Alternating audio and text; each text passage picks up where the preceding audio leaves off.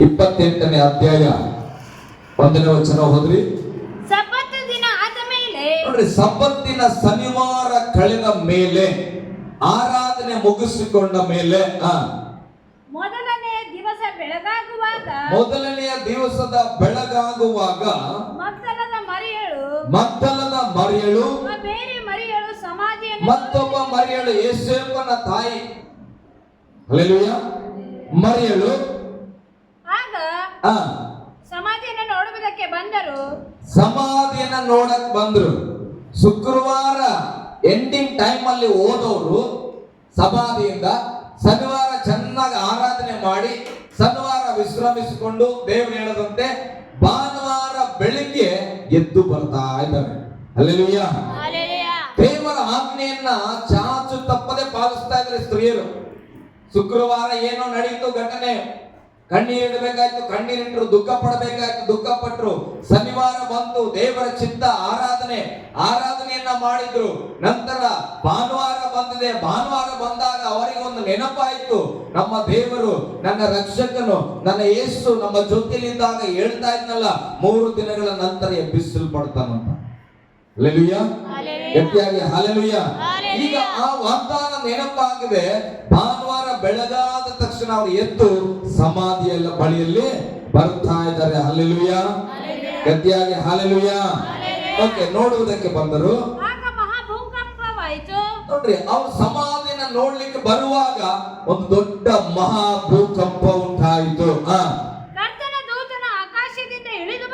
ಇಲ್ಲಿ ಚೆನ್ನಾಗಿ ಗಮನಿಸಬೇಕು. ಕರ್ತನ ದೂತನು ಆಕಾಶದಿಂದ ಇಳಿದು ಬಂದು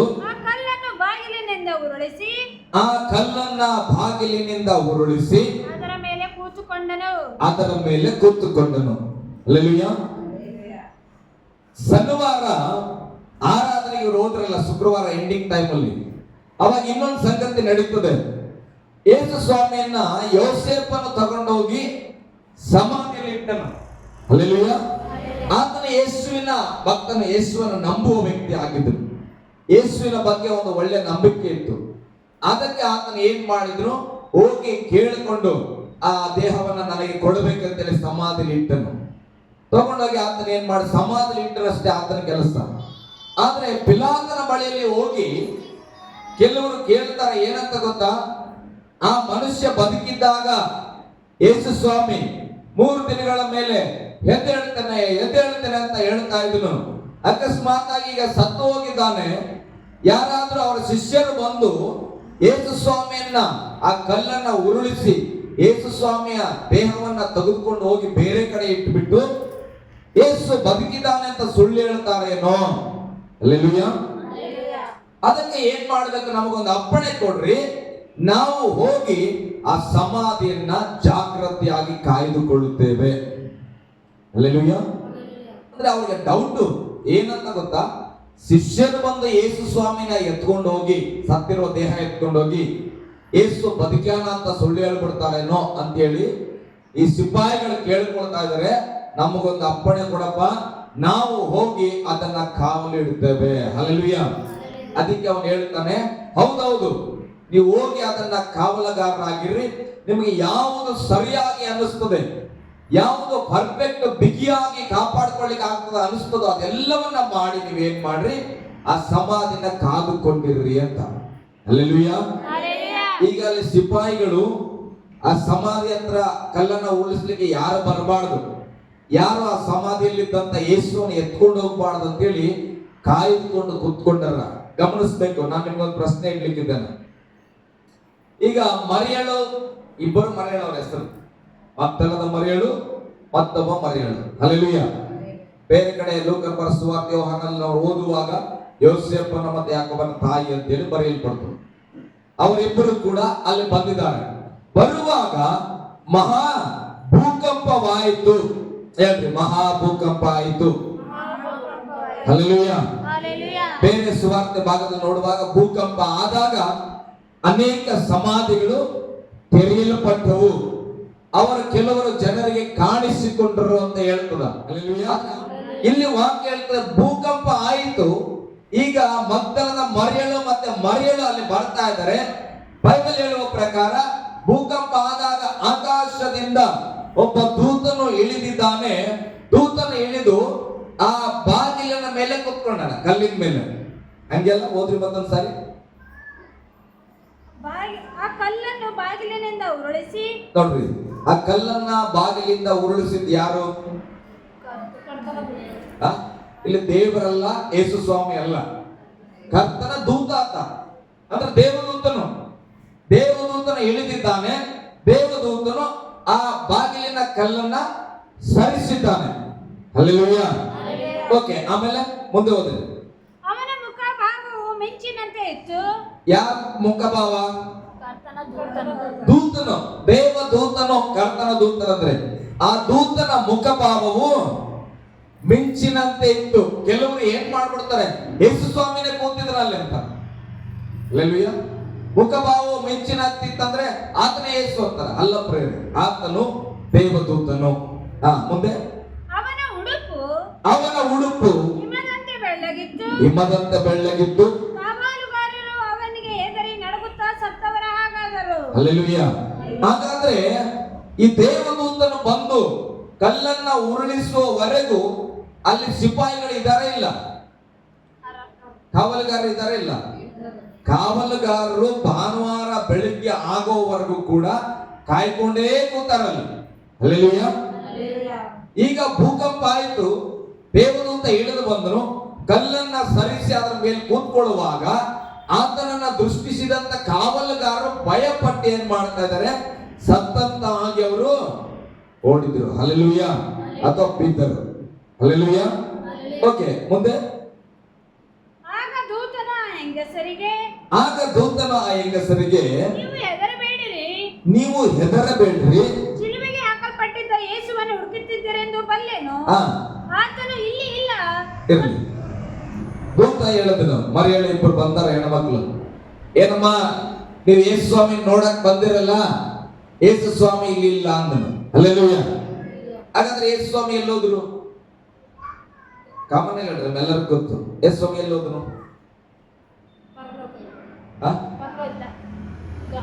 ಅದಕ್ಕೆ ಆನ್ಸರ್ನ ಇಲ್ಲಿ ಗೊತ್ತಿದ್ರೆ ಹೇಳ್ರಿ, ಇದ್ದಾರೆ ಹೇಳೇ ಬೇಡ. ಹಲ್ಲೆಲೂಯಾ. ಯಾಕಂದ್ರೆ ಎಷ್ಟು ಗುಡ್ ಫ್ರೈಡೆ ಆಗಿಲ್ಲ ನಿಮ್ ಜೀವಿತದಾಗ, ಎಷ್ಟು ರಿಸರೆಕ್ಷನ್ ಆಗಿಲ್ಲ, ಎಷ್ಟು ಬೆಳಕಿನ ಹಬ್ಬ ಬಂದಿಲ್ಲ, ಹೋಗಿಲ್ಲ. ಹಲ್ಲೆಲೂಯಾ. ನಾವು ಬಂದ್ವಿ, ನಾವು ಓದ್ವಿ ಅಲ್ಲ, ಸತ್ಯ ತಿಳ್ಕೊಳ್ಬೇಕು. ಹಲ್ಲೆಲೂಯಾ. ಈಗ ದೂತ ಹೇಳ್ತಾ ಇದ್ದಾನೆ, ಹುಡ್ಕೊಂಡು ಬಂದ್ರಲ್ಲ ಯೇಸು ಸ್ವಾಮಿ ಇಲ್ಲ ಅಂತ. ಅವಾಗಿಂದ ಹೇಳ್ತಾ, ಯೇಸು ಸ್ವಾಮಿ ಎದ್ದೇನ. ಹಲ್ಲೆಲೂಯಾ. ಹಾಗಾದ್ರೆ ಯೇಸು ಸ್ವಾಮಿ ಸಮಾಧಿಯಿಂದ ಯಾವಾಗ ಹೊರಗೆ ಬಂದನು? ಯಾವಾಗ ಬಂದನು?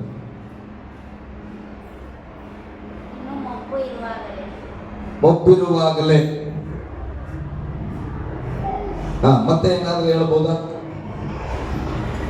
ಯೇಸು ಸ್ವಾಮಿ ಈಗ ಮನೆ ಒಳಗಡೆ ನೀವಿರ್ತೀರಿ, ಬಾಗಿಲು ಹಾಕಿದ್ದೇನೆ, ನೀವು ಹೊರಗೆ ಬರ್ಬೇಕಂದ್ರೆ ಹೆಂಗ ಬರ್ತೀರಿ? ಬಾಗಿಲು ತೆಗೆದು ಬರ್ತೀರಿ. ಯೇಸು ಸ್ವಾಮಿ ಹೆಂಗ್ ಬಂದ್ರೆ ಕನ್ಫ್ಯೂಸ್ ಮಾಡ್ತಾನೆ, ನಿಮ್ಗೆ ಅರ್ಥ ಆಗ್ಬೇಕು. ಈಗ ಒಂದ್ ಮನೆ ಕೂಡಾಕಿನಪ್ಪ, ನಿಮಗೆ ಬಾಗಿಲು ಹಾಕಿ, ಕಾವಲುಗಾರ ಕೂಡ ಆಯ್ತು, ಕಾವಲುಗಾರ ಸತ್ತು ಅಂತ ಇಟ್ಕೊಡ್ರಿ, ಎದುರು ಬಿದ್ದಿರ ಅಂತ ಇಟ್ಕೊಡ್ರಿ. ಈಗ ನೀವು ಹೊರಗೆ ಬರ್ಬೇಕಂದ್ರೆ ಹೆಂಗ ಬರ್ತೀರಿ? ಬಾಗಿಲು ತೆಕ್ಕೊಂಡು ಬರ್ತೀರಿ. ಹಾಗಾದ್ರೆ ಯೇಸು ಸ್ವಾಮಿ ಯಾವಾಗ ಬಂದನು? ಕಲ್ಲು ಉರುಳಿಸಿದಾಗ. ಕಲ್ಲು ಯಾರು ಉರುಳಿಸಿದ್ರು?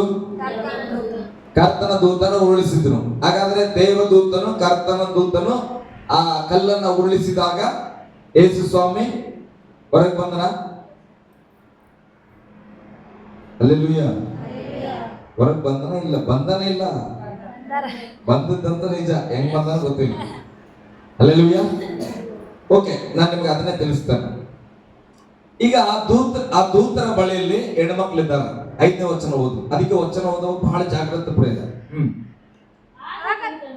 ಆಗ ಆ ದೂತನು ಹೆಂಗಸರಿಗೆ ನೀವು ಹೆದರಬೇಡ್ರಿ, ಸಿಲುಬೆಗೆ ಹಾಕಲ್ಪಟ್ಟಿದ್ದ ಯೇಸುವನ್ನು ಹುಡುಕುತ್ತೀರೆಂದು ಬಲ್ಲೆನು.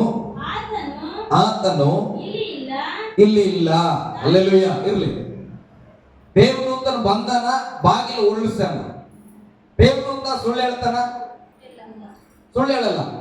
ಹಾಗಾದ್ರೆ ದೇವದೂತ ಬಾಗಿಲನ್ನ ಉರುಳಿಸಿದಾಗ ಯೇಸು ಸ್ವಾಮಿ ಹೊರಗೆ ಬಂದಿರ ಅಂತ ಹೆಂಗ್ ಹೇಳ್ತಾರೆ ಗೊತ್ತಾ? ಹೆಂಗಸ್ರೇ ಭಯ ಪಡಬೇಡ್ರಿ, ಸಿಲುಬೆಗೆ ಹಾಕಿದ ಯೇಸುವನ್ನ ತಂದು ಒಳಗಿಟ್ರಲ್ಲ, ನಾನು ಬಾಗಿಲನ್ನ ಬಂದು ಉರುಳಿಸಿದ್ದೇನೆ, ಯೇಸು ಹೊರಗೆ ಬಂದ ಅಂಜಬೇಡ್ರಿ ಅಂತ. ಅದ್ರ ಅಂತ ಏನ್ ಹೇಳ್ತಾನ?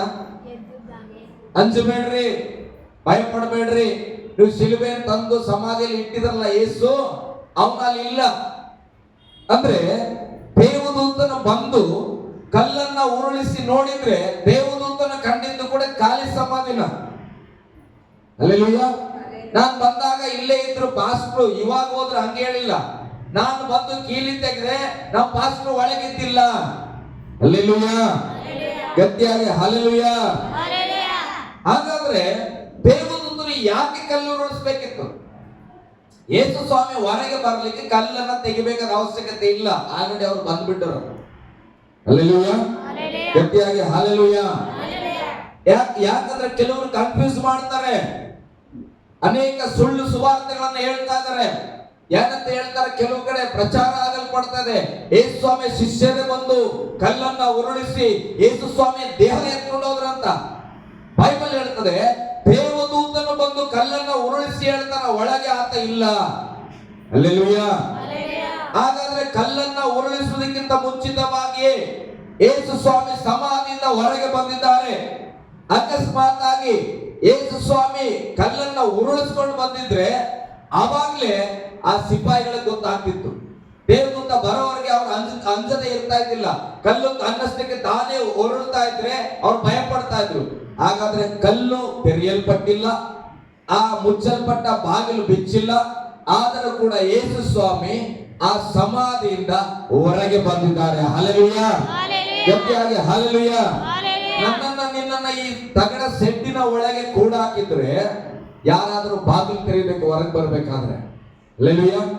ಆದ್ರೆ ಯೇಸು ಸಮಾಧಿಯಲ್ಲಿ ಬಹಳ 4-5 ಜನ ಸಿಪಾಯಿಗಳು ಸೇರಿ ಮುಚ್ಚಲ್ಪಟ್ಟಂತ ಕಲ್ಲನ್ನ ತೆರೆಯದೆ ಆತನು ಹೊರಗೆ ಬಂದಿದ್ದಾನಂದ್ರೆ ಆತನು ಶಾರೀರಿಕವಾಗಿ ಅಲ್ಲ, ಈಗ ಆತನು ಆತ್ಮಿಕವಾದ ಒಂದು ಮಹಿಮೆಯ ಶಾರೀರದಲ್ಲಿ ಎದ್ದಿದ್ದಾನೆ. ಆ ಮಹಿಮೆಯ ಶಾರೀರ ಹೊರಗೆ ಬರ್ಬೇಕಂದ್ರೆ ಬಾಗಿಲು ತೆರಿಬೇಕಾಗಿಲ್ಲ, ಬಾಗಿಲು ಮುಚ್ಚಲ್ಪಟ್ಟಿದ್ರು ಕೂಡ ಆ ಮಹಿಮೆಯ ಶಾರೀರ ಬಾಗಿಲನ್ನ ದಾಟಿಕೊಂಡು ಬರುವಂತದಾಗಿದೆ. ಹಲ್ಲೆಲೂಯ್ಯ, ಗಟ್ಟಿಯಾಗಿ ಹಲ್ಲೆಲೂಯ್ಯ. ಅದಕ್ಕೆ ವಾಕ್ಯ ಹೇಳ್ತದೆ, ನಿಮ್ಮನ್ನು ಕೂಡ ನೀವು ಸತ್ತು ಮರಣ ಹೊಂದಿದ ಮೇಲೆ ದೇವರು ತಿರುಗಿ ಎಬ್ಬಿಸುವಾಗ ನಿಮಗೊಂದು ಮಹಿಮೆ ಶರೀರ ಕೊಡ್ತಾನೆ. ಆ ಶರೀರಕ್ಕೆ ಯಾವ ಬಾಗಿಲನ್ನು ಮುಚ್ಚಕ್ಕಾಗಲ್ಲ. ಅದಕ್ಕೆ ಪ್ರಕಟಣೆ ಪುಸ್ತಕದಲ್ಲಿ ಹೇಳ್ತಾರೆ, ನಿಮಗಾಗಿ ಒಂದು ಬಾಗಿಲನ್ನ ತೆರೆದಿಟ್ಟಿದ್ದೇನೆ, ಆ ಬಾಗಿಲನ್ನ ಯಾರು ಮುಚ್ಚಲಾರರು. ಹಲ್ಲೆಲೂಯ್ಯ. ಆ ಬಾಗಿಲು ಯಾವುದಂದ್ರೆ ಆತ್ಮೀಯವಾದ ಬಾಗಿಲು. ನಮಗೆ ಮಹಿಮೆ ಶರೀರ ಬಂದಾಗ ಈ ಮನೆ ಒಳಗಡೆ ಹೋಗ್ಬೇಕಂದ್ರೆ ಹಾಗೆ ಹೋಗ್ಬೋದು. ಹಲ್ಲೆಲೂಯ್ಯ. ಹಾಗಾದ್ರೆ ಒಂದು ಪ್ರಶ್ನೆ, ದೇವದೂತ ಮತ್ತೆ ಕಲ್ಲು ಯಾಕೆ ತೆಗೆದು ನೋಡಿ? ಯೋಚನೆ ಮಾಡಿ ನೋಡು.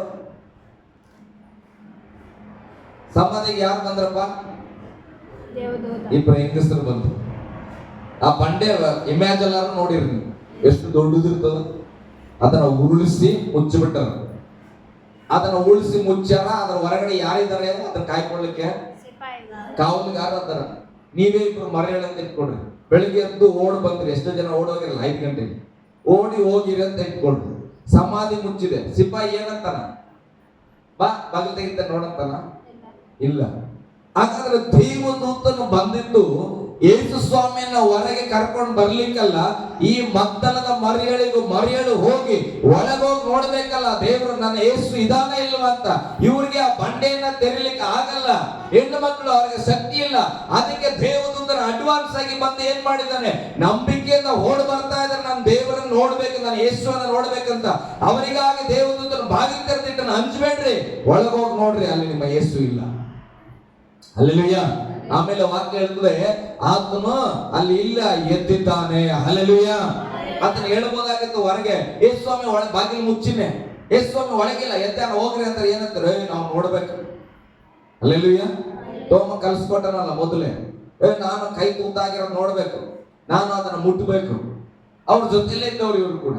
ಒಂದು ಮನಸ್ಸು ಅನಿಸ್ಬೋದು, ಒಳಗೋಗಿ ನಾನು ನೋಡ್ತಾನೆ ಯೇಸು ಎದ್ದಾರ ಇಲ್ವಾ ಅಂತಾರ ಅಂತೇಳಿ ದೇವದೂತನ ಆಲ್ರೆಡಿ ಆ ಮಹಿಳೆಯರಿಗಾಗಿ ಬಾಗಿಲು ತೆರೆದು ಇಟ್ಟಿದ್ದಾನೆ. ನೀವು ಒಳಗೆ ಹೋಗಿ ನೋಡ್ರಿ. ಹಲ್ಲೆಲೂಯ್ಯ, ಗಟ್ಟಿಯಾಗಿ ಹಲ್ಲೆಲೂಯ್ಯ.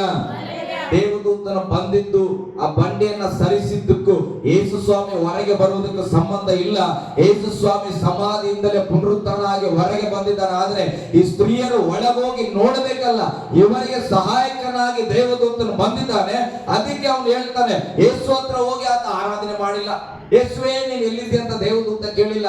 ಆತನು ಯಾರಿಗಾಗಿ ವೇಟ್ ಮಾಡ್ತಾ ಇದ್ದಾನೆ? ಬಾಗಿಲು ತೆಗೆದುಕೊಂಡು ಆ ಸ್ತ್ರೀಯರಿಗಾಗಿ ವೇಟ್ ಮಾಡ್ತಾ ಇದ್ದಾನೆ. ಆ ಮಹಿಳೆಯರು ಬಂದ ತಕ್ಷಣ ಅಂಜಬೇಡ್ರಮ್ಮ, ಅಂಜಬೇಡ್ರಿ, ನಿಮ್ಮ ಯೇಸು ಸ್ವಾಮಿ ಅಲ್ಲಿ ಇಲ್ಲ, ಎದ್ದಿದ್ದಾನೆ. ಹಲ್ಲೆಲೂಯಾ, ಗಟ್ಟಿಯಾಗಿ ಹಲ್ಲೆಲೂಯಾ. ನಾವು ಸತ್ಯ ತಿಳ್ಕೊಳ್ಬೇಕ್ರೆ, ನಿಮ್ಮ ಯೇಸು ಸ್ವಾಮಿನ ಯಾರು ಹಿಡ್ಕೊಂಡು ಹೋದ್ರಂತಲ್ಲ, ಯಾರು ಹಿಡ್ಕೊಂಡು ಹೋಗಿಲ್ಲ. ನಾನು ಯೇಸು ಸ್ವಾಮಿ ಆತನ ಪುನರುತ್ಥಾನವಾಗಿ ಎದ್ದು ಬಂದಿದ್ದಾನೆ. ಹಲ್ಲೆಲೂಯಾ. ಓಕೆ, ಮುಂದೆ ಹೋದ್ರೆ ಆಮೇಲೆ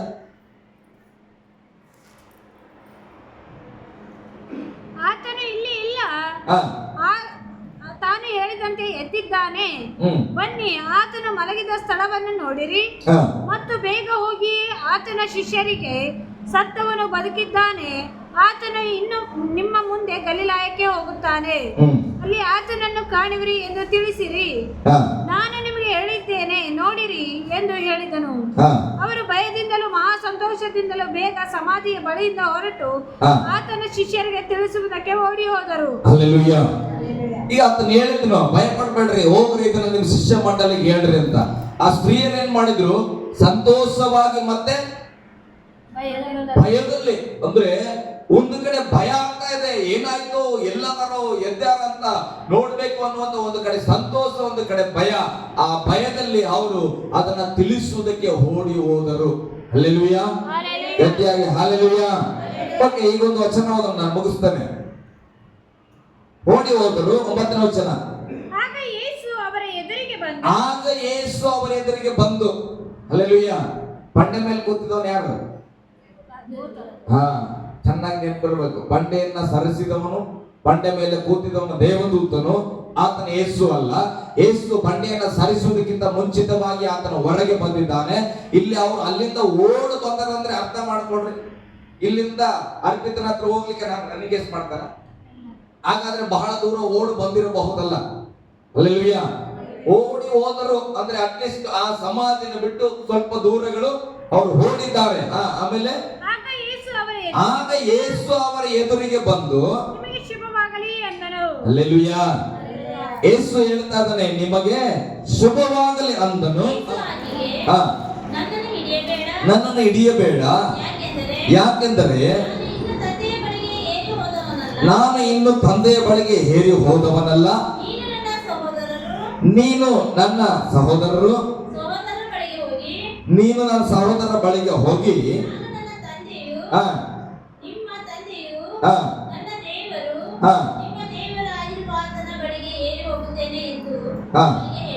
ಹಲ್ಲೆಲೂಯಾ. ಇಲ್ಲಿ ಒಂದು ಸತ್ಯ ಗಮನಿಸ್ರಿ. ಕಳೆದ ದಿವಸ 4ನೇ ಮಾತು ಸ್ವಾತ್ಯಮ್ಮ ಮಾತಾಡಿದ್ರು. ಏನಂತ? ನಂದೇವ್ರೆ ಯಾಕೆ ನನ್ನನ್ನು ಕೈ ಬಿಟ್ಟಿದ್ದು? ದೇವ್ರ ಕೈ ಬಿಟ್ಟಿದ್ದು ನಿಜ. ಯೇಸು ಮರಣ ಹೊಂದಿದ್ದು ನಿಜ. ಸಮಾಧಿಯಲ್ಲಿ ಹಾಕಿದ್ದು ನಿಜ. 3ನೇ ದಿನ ಆತನ ಎದ್ದು ಬಂದಿದ್ದಾನೆ. ಈಗ ಆತನ ಬಾಯಲ್ಲಿ, ಅಯ್ಯೋ ನನ್ನ ದೇವ್ರ ಕೈ ಬಿಟ್ಬಿಟ್ಟ ನನ್ನ, ಅಯ್ಯೋ ನನ್ನ ದೇವ್ರು ನನ್ನನ್ನು ನೋಡಲ್ಲ, ನನ್ನ ದೇವ್ರು ನನ್ನ ಜೊತೆ ಮಾತಾಡಲ್ಲ, ಹಿಂಗೆ ಹೇಳ್ತಾನೆ ಯೇಸು ಸ್ವಾಮಿ. ಆತನ ಹಾಗೆ ಹೇಳ್ತಾ ಇಲ್ಲ. ನಾನು ನನ್ನ ತಂದೆಯು, ನಿಮ್ಮ ತಂದೆಯು, ನಮ್ಮ ದೇವರು, ನಿನ್ನ ದೇವರು ಆಗಿರುವ ಆತನ ಬಳಿಗೆ ಏದು ಹೋಗುತ್ತೇನೆ. ಹಲ್ಲೆಲೂಯಾ. ಹಾಗಾದ್ರೆ ಈಗ ಆತನು ಪಾಪಕ್ಕಾಗಿ ಮರಣ ಹೊಂದಿದ್ದನಲ್ಲ, ಮನುಷ್ಯರ ಪಾಪಕ್ಕಾಗಿ. ಈಗ ಪಾಪದ ಸಾಲವನ್ನ ತೀರಿಸಿ ಪರಿಶುದ್ಧನಾಗಿ ಆತನು ಎದ್ದು ಬಂದಿದ್ದಾನೆ. ಅದಕ್ಕೆ ಆತನು ಮತ್ತೆ ಹೇಳ್ತಾನೆ, ಈಗ ನಾನು ಧೈರ್ಯವಾಗಿ ನನ್ನ ತಂದೆಯ ಬಳಿಗೆ ನಾನು ಹೋಗುತ್ತೇನೆ. ಹಲ್ಲೆಲೂಯಾ. ಅಲ್ಲಿ ಹೇಳಿದ್ರು, ನನ್ನ ದೇವ್ರೇ ಯಾಕೆ ಕೈ ಬಿಟ್ಟಿದೆ? ವೇದನೆಯ ಮಾತದು. ಆದ್ರೆ ಇದು ವೇದನೆಯ ಮಾತಲ್ಲ. ನಾನು ಪಾಪವನ್ನ ಜಯಿಸಿ, ಮರಣವನ್ನ ಜಯಿಸಿ ಪರಿಶುದ್ಧನಾಗಿ ಎದ್ದಿದ್ದೇನೆ. ಈಗ ನನಗೆ ವಿಶ್ವಾಸ ಉಂಟು, ನನ್ನ ತಂದೆ ನಿಮ್ಮ ತಂದೆ, ನನ್ನ ದೇವರು ನಿಮ್ಮ ದೇವರು ಆಗಿರುವ ಆತನ ಬಳಿಗೆ ನಾನು ಹೇರಿ ಹೋಗುತ್ತೇನೆ. ಹಲ್ಲೆಲೂಯಾ. ಗಟ್ಟಿಯಾಗಿ ಹಲ್ಲೆಲೂಯಾ. ಓಕೆ, ಓದ್ಮಾಡಿ ಸ್ವಲ್ಪ ಹಂಗೆ.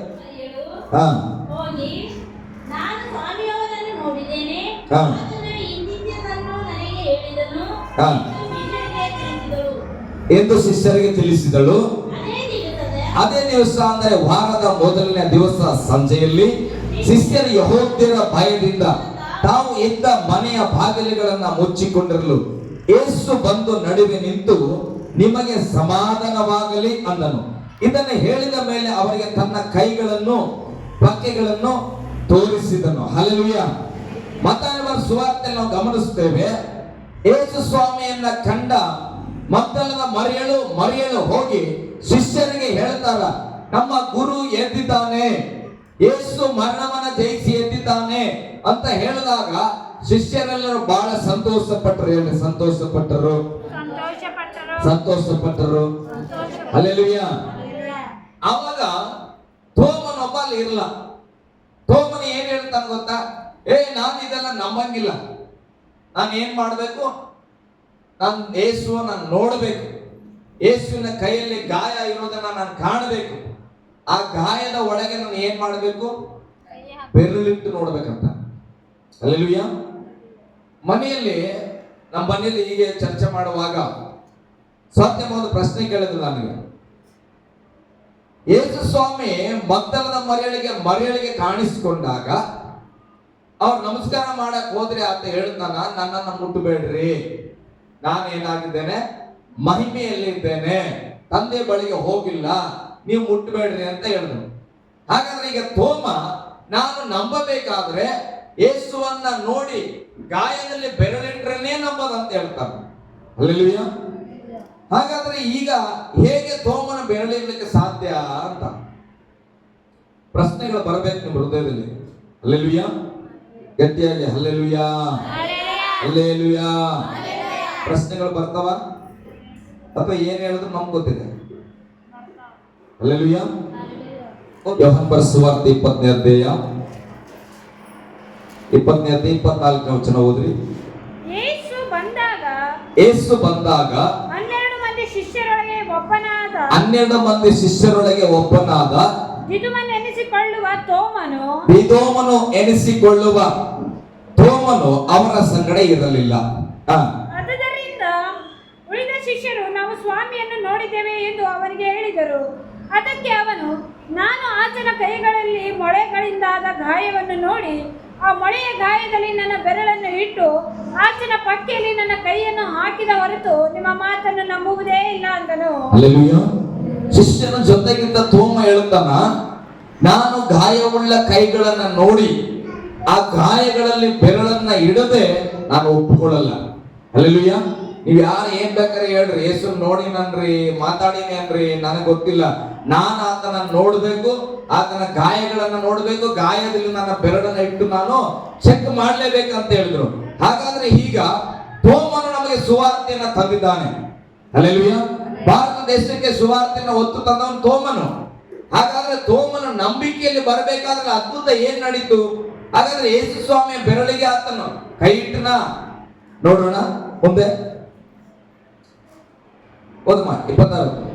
8 ದಿವಸಗಳಾದ ಮೇಲೆ ಆತನ ಶಿಷ್ಯರು ತಿರುಗಿ ಒಳಗಿದ್ದಾಗ ಥೋಮನು ಅವರ ಸಂಗಡ ಇದ್ದನು. ಬಾಗಿಲುಗಳು ಮುಚ್ಚಿದವು. ಏನಾಗಿದ್ದವು? ಬಾಗಿಲುಗಳು ಮುಚ್ಚಿದವು. ಎಲ್ಲರೂ ಶಿಷ್ಯರು ಸೇರರ, ಸಭೆ ಸೇರರ, ಆ ಸಭೆಯ ಬಾಗಿಲು ಮುಚ್ಚಿದೆ. ಏನಾಗಿದೆ ಹೇಳ್ರಿ ಗಟ್ಟಿಯಾಗಿ. ಮುಚ್ಚಿದೆ. ಆಗ ಯೇಸು ಬಂದು ನಡುವೆ ನಿಂತು ನಿಮಗೆ ಸಮಾಧಾನವಾಗಲಿ ಅಂದನು. ಈಗ ಈ ಚರ್ಚ್ ಬಾಗಿಲು ಮುಚ್ಚಿಬಿಡೋಣ, ಯೇಸುವಣ್ಣ ಫೋನ್ ಮಾಡೋಣ. ಈಗ ಯೇಸುವಣ್ಣ ಬಂದ್ರಂತ ಇಟ್ಕೊಂಡು ನಮ್ಮ ಮಧ್ಯದಲ್ಲಿ ಬಂದು ನಿಂತ್ಕೋತಾರ, ಸಾರ್ ಬಾಗಿಲು ತೆಗೀರಿ ಅಂತಾರ? ಇಲ್ಲ. ಬಾಗಿಲು ಮುಚ್ಚಿದೆ. ಬೈಬಲ್ ಹೇಳ್ತದೆ ಯೇಸು ಸ್ವಾಮಿ ಏನ್ ಮಾಡಿದ್ರಂತ, ಬಂದು ನಡುವೆ ನಿಂತರಂತ. ಅಂದ್ರೆ ಇವರೆಲ್ಲರೂ ಕೂತ್ಕೊಂಡರಲ್ಲ, ಅವರ ಮಧ್ಯದಲ್ಲಿ ಬಂದು ಯೇಸು ನಿಂತು ನಿಮಗೆ ಸಮಾಧಾನ ಆಗಲಿ ಅಂತ ಇದ್ದಾನಂದ್ರೆ, ಯೇಸು ಮಹಿಮೆಯ ಶರೀರದಲ್ಲಿ ಇದ್ದಾನೆ. ಆತನ ಒಳಗ್ ಬರಕ್ಕೆ ಯಾರು ಬಾಗಿಲು ತೆಗಿಬೇಕಾಗಿಲ್ಲ, ಒಳಗ್ ಬರ್ಲಿಕ್ಕೆ ಯಾರು ಬಾಗಿಲು ತೆಗಿಬೇಕಾಗಿಲ್ಲ. ನಮಗೆ ಮತ್ತೊಂದು ಸಾಕ್ಷಿ. ಹಲ್ಲೆಲೂಯ. ಯೇಸು ಬಾಗಿಲು ಮುಚ್ಚಿದ್ರು ಕೂಡ ಈಗ ಹೊರಗ್ ಬೇಕಾದ್ರೂ ಬರ್ತಾನೆ, ಒಳಗ್ ಬೇಕಾದ್ರೂ ಬರ್ತಾನೆ. ಕಾರಣ ಆತನ ಮಹಿಮೆಯಲ್ಲಿ ಇದ್ದಾನೆ. ಹಲ್ಲೆಲೂಯ. ಗಟ್ಟಿಯಾಗಿ ಹಲ್ಲೆಲೂಯ. ಅಲ್ಲಿ ನಿಂತುಕೊಂಡು ಆತನ ಹೇಳಿದ್ರು ನಿಮಗೆ ಸಮಾಧಾನ ಆಗಲಿ. ಒಂದು ಆಮೇಲೆ ಹೇಳ್ರಿ.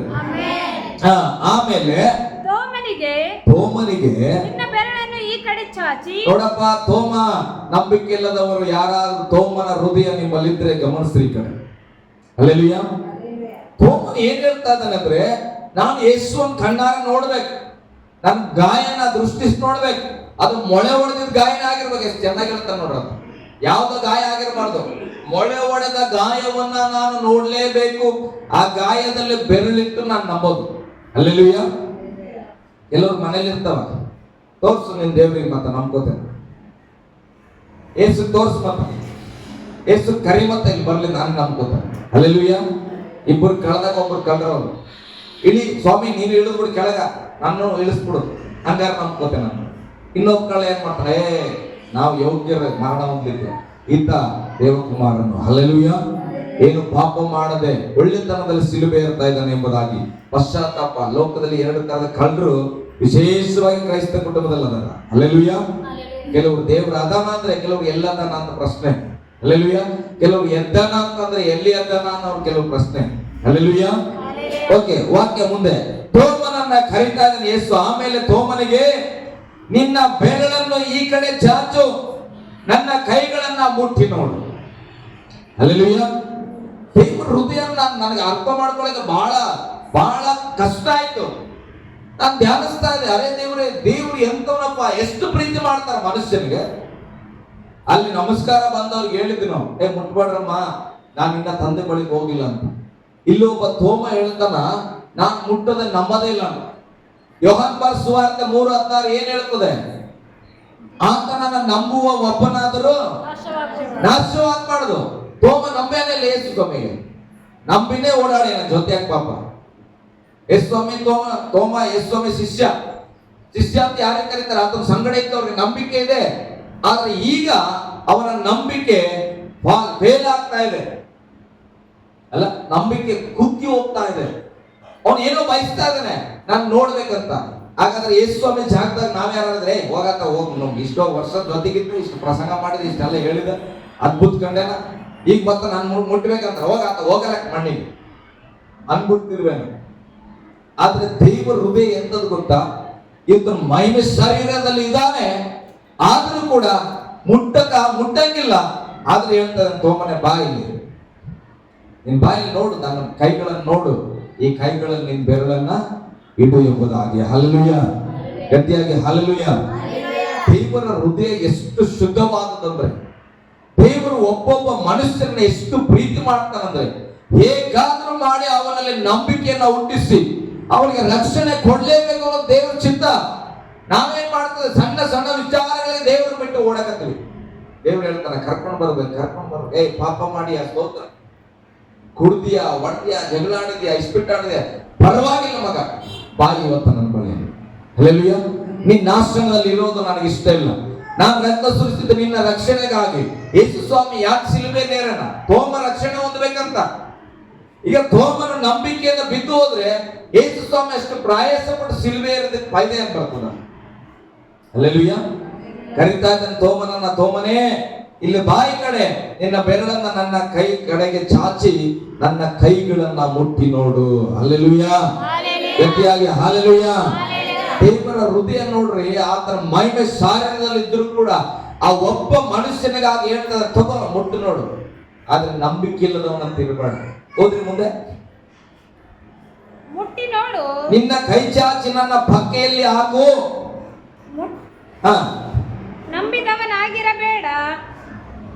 ನಂಬದವನಾಗಿರಬೇಡ. ನಾನು ಹೇಳ್ತೇನೆ, ದಯಮಾಡಿ ನಿಮ್ಮ ಕಾಲಿಗೆ ನಮಸ್ಕಾರ ಮಾಡಿ ನಾನು ಹೇಳ್ತೇನೆ, ಬೈಬಲ್ ಅನ್ನ ನಿಮ್ಮ PhD ಬುಕ್ಸ್ ತರ ಓದ್ಬೇಡ್ರಿ. ಹಲ್ಲೆಲೂಯಾ. ನಿಮ್ ನರ್ಸಿಂಗು, ಡಿಗ್ರಿನೋ, ಡಾಕ್ಟ್ರೋ, ಇಂಜಿನಿಯರ್ ಬುಕ್ ಅದೆಲ್ಲ ಒಂದು ಕಡೆ ಒಳ್ಳೇದು, ಆ ಎಜುಕೇಶನ್ ಎಲ್ಲ ಒಳ್ಳೇದೇ, ಗೌರವಿತವಾದದ್ದೇ. ಆದ್ರೆ ಅದ್ಯಾವುದು ನಿನಗೆ ರಕ್ಷಣೆ ತಂದು ಕೊಡಲ್ಲ. ಹಲ್ಲೆಲೂಯಾ. ಒಂದು ಅಕ್ಷರ ಆ ಕಡೆ ಈ ಕಡೆ ಆದ್ರೆ ನಮ್ಮ ಜೀವನ ನರಕದ ಕಡೆಗೂ ಹೋಗಬಹುದು, ಪರಲೋಕದ ಕಡೆಗೂ ಹೋಗ್ಬಹುದು.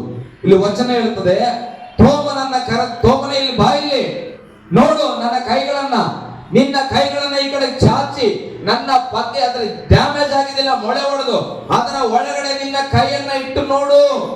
ನಂಬದವನಾಗಿ ಇರಬೇಡ. ಹಲ್ಲೆಲೂಯಾ. ನಂಬದವನಾಗಿ ಇರಬೇಡ, ನಂಬುವವನಾಗು. ನಿನ್ ಕೈ ಮುಟ್ಟಿ ಆದ್ರೂ ಪರವಾಗಿಲ್ಲ, ಆದ್ರೆ ನಂಬಿಕೆಯಲ್ಲಿ ಬಾ. ಹಲ್ಲೆಲೂಯಾ. ಗಟ್ಟಿಯಾಗಿ ಹಲ್ಲೆಲೂಯಾ. ತೋಮನಿಗೋಸ್ಕರ ಯೇಸು ಸ್ವಾಮಿ ಏನ್ ತ್ಯಾಗ ಮಾಡ್ತಾ ಇದ್ದಾನ್ರಿ. ಮರಣ ಹೊಂದಿದ್ದಲ್ಲದೆ ಪುನರುತ್ಥಾನ ಆಗಿದ್ದಲ್ಲದೆ ಈಗ ಕೂಡ ಕೇಳಂತಾನ, ನಾನು ನಂಬೇಕಂದ್ರೆ ನಾನು ನೋಡ್ಲೇಬೇಕು, ಮುಟ್ಲೇಬೇಕು, ಪರವಾಗಿಲ್ಲ ಬಾ ನನ್ನ ಮುಟ್ಟಿ ನೋಡು. ಅದ್ರ ನಂಬಿಕೆ ಇಲ್ಲದವನಾಗಿ ನೀನು ಹೋಗಬೇಡ. ಹಲ್ಲೆಲೂಯಾ. ಓಕೆ, ತೋಮನ ಏನ್ ಮಾಡ್ತಾನೆ ಈಗ? ತೋಮನು ಹೋಗಿ ಮುಟ್ಟಿದನ ಇಲ್ಲ. ಹಲ್ಲೆಲೂಯಾ. ಪ್ರೀತಿ ಹೆಂಗಿರ್ತದೆ ಗೊತ್ತ್ರಿ? ನಿಜವಾದ ಪ್ರೀತಿಯನ್ನ ನಾವು ಹಂಚಿಕೊಳ್ಳುವಾಗ ಅದನ್ನು ಯಾರು ಪರೀಕ್ಷೆ ಮಾಡಲ್ಲ, ಆಟೋಮೆಟಿಕ್ ಆಗಿ ಗೊತ್ತಾಗ್ತದೆ ಇದು ನಿಜವಾದ ಪ್ರೀತಿ ಅಂತ. ನಟನೆ ಮಾಡ್ತಾ ಏನೇ ಹಿತಕರವಾದ ಮಾತನಾಡು, ಅವ್ರು ಒಂದು ಸಲ ಏನ್ ಮಾಡ್ತಾರ, ಫೋನ್ ತಗೊಂಡು ಚೆಕ್ ಮಾಡ್ಬಿಡ್ತಾರೆ. ತಾಯಿ ಫೋನ್, ಹಲ್ಲೆಲೂಯಾ, ನಾನು ಏನು ಮಾಡಿಲ್ಲ ರೀ ತಾಯಿ ಕಡೆ. ಹಲ್ಲೆಲೂಯಾ. ನಿಜವಾದ ಪ್ರೀತಿ ಇದ್ರೆ ನಾನು ಏನು ಮಾಡಿಲ್ಲ, ಬಿಡು ನಾನು ಡೌಟ್ ಮಾಡಲ್ಲ, ಚಿಂತೆ ಮಾಡಬಾರ್ದು. ಹಲ್ಲೆಲೂಯಾ. ಯೇಸು ಹೇಳ್ತಾನ, ಆತ ತೋಮನ ನಿಜವಾದ ಪ್ರೀತಿ ಮಾಡನ ಯೇಸು. ಅದಕ್ಕೆ ಹೇಳ್ತಾನೆ, ಬಾ ಬೇಕಾದ್ರೆ ಮುಟ್ಟು, ಪರವಾಗಿಲ್ಲ ನೀನ್ ಮುಟ್ಟು, ನಂಬಿಕೆ ಹೇಳು ಅಂತ. ಆಗ ತೋಮನಿಗೆ ಸತ್ಯ ಅರ್ಥ ಆಗುತ್ತದೆ. ತೋಮನ್ ಹೇಳ್ತಾನೆ, ಅಯ್ಯ ನನ್ನ ದೇವರೇ, ಹೋದ್ರಿ. ತೋಮನು ಆತನಿಗೆ ನನ್ನ ಸ್ವಾಮಿ, ನನ್ನ ದೇವರು ಎಂದು ಹೇಳಿದನು. ಯೇಸು ಅವನಿಗೆ, ನೀನು ನನ್ನನ್ನ ನೋಡಿದ್ದರಿಂದ ನಂಬಿರುವೆ, ನೋಡದೆ ನಂಬಿದವರು ಧನ್ಯರು ಅಂದನು. ಹಲ್ಲೆಲೂಯಾ. ತೋಮನ್ ಧನ್ಯ ಏನಲ್ಲ ಅಂತಲ್ಲ, ನಂಬಿಗಸ್ತ ಇಲ್ಲ ಅಂತ ಹೇಳಿಲ್ಲ ಯೇಸು. ನೀನಾದ್ರೆ ನನ್ನನ್ನು ನೋಡಿ ನಂಬುತ್ತಾ ಇದ್ದಿ, ಆದ್ರೆ ನೋಡದೆ ನಂಬುವವರು ನಿನಗಿಂತಲೂ ಧನ್ಯರು. ಹಲ್ಲೆಲೂಯಾ. ನೀವು ಯಾರು ಯೇಸು ನೋಡಿದ್ರೆ, ಯೇಸು ನೋಡಿದರೆ, ಯೇಸು ನಂಬಿದ್ರೆ ನೀವು ತೋಮನಿಗಿಂತ ಗ್ರೇಟ್. ಹಲ್ಲೆಲೂಯಾ. ತೋಮ ಯೇಸು ನೋಡಿ, ಗಾಯಗಳನ್ನು ನೋಡಿ ನಂಬ್ಯಾನ, ಆದ್ರೆ ಮುಟ್ಟಿಲ್ಲ. ಬೈಬಲ್ ನಾನು ಸತ್ಯ ಓದಿಸ್ತಾ ಇದ್ದೆ, ನೋಡು ಮಗ ಕೈಗೆ ಓದು, ಹೆಂಗ ಮುಟ್ಟಿದ್ರೆ ತೋಮ. ಒಂದ್ ಪ್ರಶ್ನೆ ಮಗಳಿಗೆ, ಒಳ್ಳೇದು. ತೋಮನ ಹಾಗಾದ್ರೆ ಮಹಿಮೆ ಶರೀರವನ್ನ ಮರಿಯಳು ಮುಟ್ಟಬೇಡ ಅಂತೇಳಿ ತೋಮನ ಹೇಗೆ ಮುಟ್ಲಿಕ್ಕೆ ಸಾಧ್ಯವಾಯ್ತು? ಬೈಬಲ್ ತೆಗೆದು ಓದ್ ಮಗ ಅಂದ್ರೆ ಆಕೆ ನಗಡದಲ್ಲಿ ಅಂತ. ತೋಮ ಮುಟ್ಟಿಲ್ಲ ರೀ, ಹಂಗ ಹೇಳಿದ್ರು. ಆದ್ರೆ ದೇವರು ಬಂದು ಮುಟ್ಟು ಅನ್ನುವಾಗ ಆತನ ಮುಟ್ಟಲಿಲ್ಲ, ಆತನ ದೇವರಿಗೆ ನಮಸ್ಕಾರ ಮಾಡಿ ಒಪ್ಪಿಕೊಂಡನು ಎಂಬುದಾಗಿ. ಹಲ್ಲೆಲೂಯಾ. ದೇವರ ನಿಯಮ ಎಲ್ಲೂ ತಪ್ಪಿ ಹೋಗಲ್ಲ ಪ್ರೇರೆ. ಆತನ ಪರಿಪೂರ್ಣವಾಗಿ, ಆತನ ಕರೆಕ್ಟ್ ಆಗಿರುವಂತ ದೇವರಾಗಿದ್ದಾನೆ. ಅದಕ್ಕೆ ವಾಕ್ಯ, ಮನುಷ್ಯರೆಲ್ಲರೂ ಸುಳ್ಳುಗಾರರಾದರೂ ದೇವರು ಸತ್ಯವಂತನೇ. ಸರಿ, ನಾನು ಕೇಳ್ತೇನೆ, ಇವತ್ತು ತೋಮನ ಹಾಗೆ ನೋಡಿ ನಂಬುತ್ತೇವೆ ಅನ್ನೋದಕ್ಕಿಂತ ನೋಡದೆ ನಂಬುವವರು ತೋಮನಿಗಿಂತಲೂ ಧನ್ಯರಾಗಿದ್ದಾರೆ. ಹಲ್ಲೆಲೂಯಾ. ಗಟ್ಟಿಯಾಗಿ ಹಲ್ಲೆಲೂಯಾ. ಅದಕ್ಕೆ ವಾಕ್ಯ ಹೇಳ್ತಾರೆ, ಯೇಸು ನನಗಾಗಿ ಪ್ರಾಣವನ್ನು ಕೊಟ್ಟನು, ಯೇಸು ನನಗಾಗಿ ಮೃತ್ಯುಂಜಯನಾಗಿ ಎದ್ದಿದ್ದಾನೆ ಅಂತ ನಂಬುವವರು ಧನ್ಯರಾಗಿದ್ದಾರೆ. ಹಲ್ಲೆಲೂಯಾ. ಗಟ್ಟಿಯಾಗಿ ಹಲ್ಲೆಲೂಯಾ. ಯೇಸು ಎದ್ದಿದ್ದಾರೆ, ಇಲ್ಲ ಎದ್ದಿದ್ದಾರೆ. ಹಲ್ಲೆಲೂಯಾ. ಯೇಸು, ಅದಕ್ಕೆ ಮೊನ್ನೆ ಯಾರು ಕೇಳ್ತಾರೆ, ಯೇಸು ಎಲ್ಲಿದ್ದಾನೆ? ಎದ್ದು 40 ದಿನಗಳು ಏನ್ ಮಾಡಿ ಶಿಷ್ಯರಿಗೆ ಕಾಣಿಸಿಕೊಂಡ್ರು, ಏನೇನ್ ಮಾಡ್ಬೇಕು ಎಲ್ಲವನ್ನ ಹೇಳಿದ್ರು.